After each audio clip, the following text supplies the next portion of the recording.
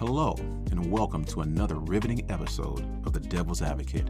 I'm your host, Mitchell Drayton, and today we're diving into a world of cinematic what-ifs. Ever watch a movie and wonder what you would do if the script were flipped? Well, now's your chance. Chime in, share your thoughts, and let's unravel those alternate realities together. Don't forget to check out the polls, drop your comments, and hit the notification bell so we can stay in touch. And let's have a fantastic time. Let's go. Today's podcast is about the movie Stowaway that was released in 2021.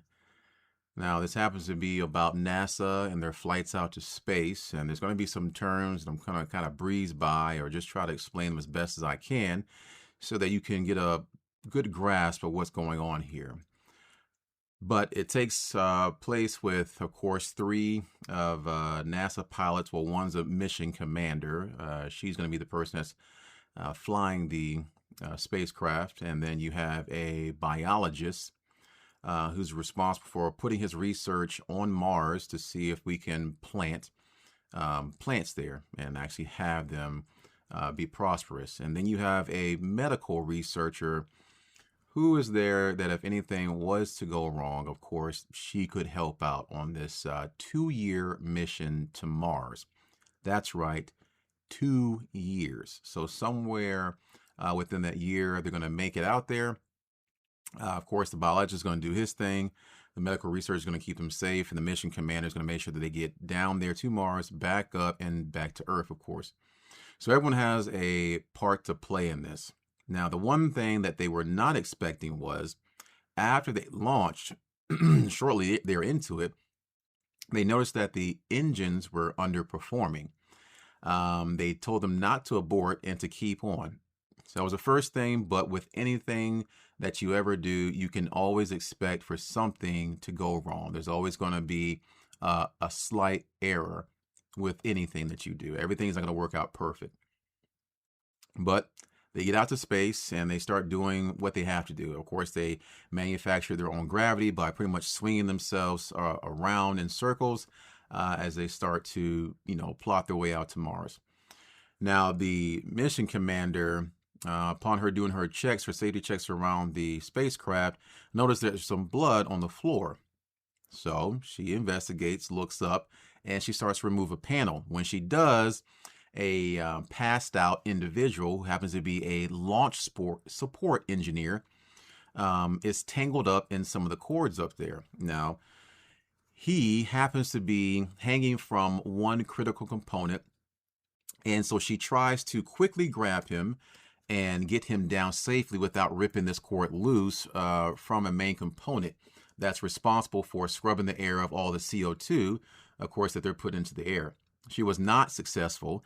He did rip a cord, and it did rupture a part of the spacecraft, which started venting the air out into space. So they had to close part of the ship off of.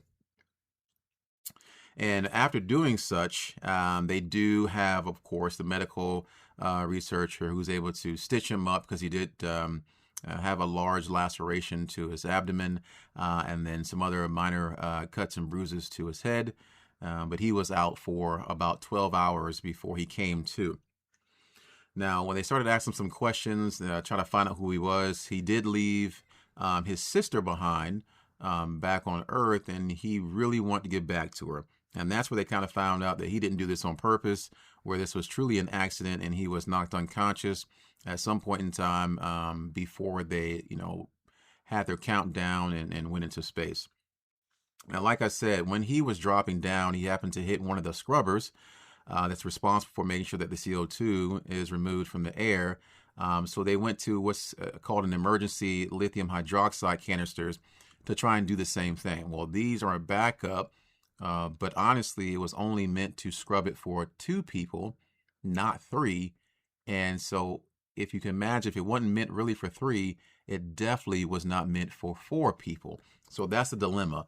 And the only thing that they have that can save their life is the fact that the kind of rocket that propelled them up there is their counterweight. So on one side of them is the rocket with some oxygen possibly still in there and some fuel. There are some solar panels in the middle, and then there's their spaceship docked on the other side. And like I said, they're swinging through space in order to create that artificial gravity.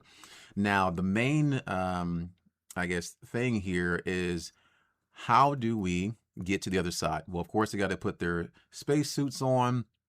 They have to somehow climb from one side that has gravity, so they're pulling up with their body weight. And about halfway through, things get easier because the gravity is not as great in the middle, so they can kind of go a little bit faster. But they have to make sure they don't touch those solar panels because it could knock out all the electricity for the entire rest of the mission, which would mean eventually they wouldn't have any way of surviving. Right? Nothing would work inside that spaceship, and they would die. So to kind of fast forward this, they are able to, get to the people out there. One of them happens to be the medical researcher because she's not hurt. Now, I will say that the mission commander did hurt herself when the stowaway fell upon her as she was trying to let him down gently. And then the only other person that could do it that has had the training is the biologist. So they go out there and they get the air that they need. The first canister, and then they have to hurry back, right? And the reason why they have to hurry back is because there's a solar flare storm that's happening. So they rush back, but in doing so, pretty much they are dropping too fast because they weren't anticipating when they're coming back to the spaceship, the gravity being so great with that canister attached to them. They weren't able, or she wasn't able to stop being the medical researcher, and she loses the canister of air. All right, but they do get back inside. And then the mission commander is kind of like, we have to think of something else. So what they did do was the biologist said that, we could possibly use the algae that I brought along with me, and then we could use that to kind of scrub the air. And I could possibly get half of what we need in order to do so. And the problem is this algae is only meant to do this for, once again, 2 people, not for 4. So essentially they're putting out too much CO2, and both batches of his algae end up, dying off. So they're in dire need. And the only thing they can do now is go back again to fill another canister. Now, they only have 2, so this last one is the last chance at it. They're able to get back over there, fill up the second canister. Well, they have the opportunity to do so. The only thing is, at this point, the solar flares are still going off. And someone pretty much is going to have to choose to die in order to save the other 3.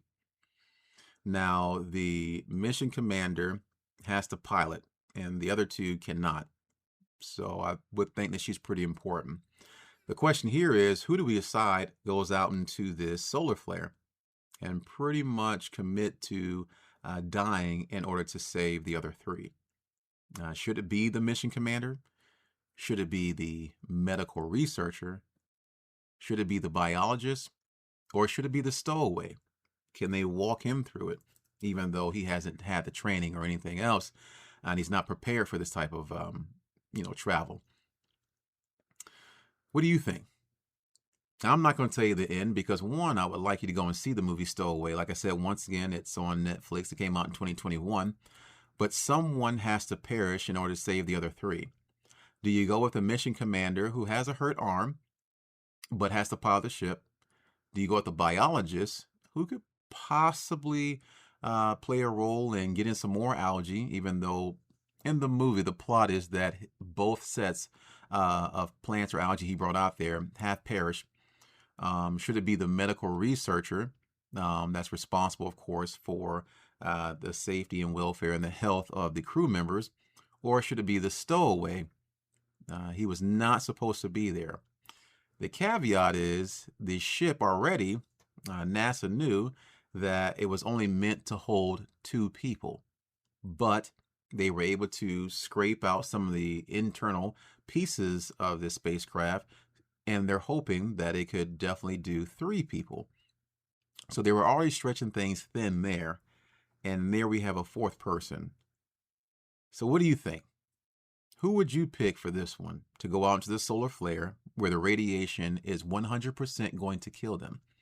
And you're going to have to leave the canister of air outside with you as you pass away. Do you choose the stowaway, the medical researcher, the biologist, or the mission commander? That wraps up this episode of The Devil's Advocate. I'm your host, Mitchell Drayton. Thanks for diving into the What If with me. Now it's your turn. Drop your thoughts, hit the polls, leave a comment, and keep the conversation going, people. Until next time, stay curious and stay questioning.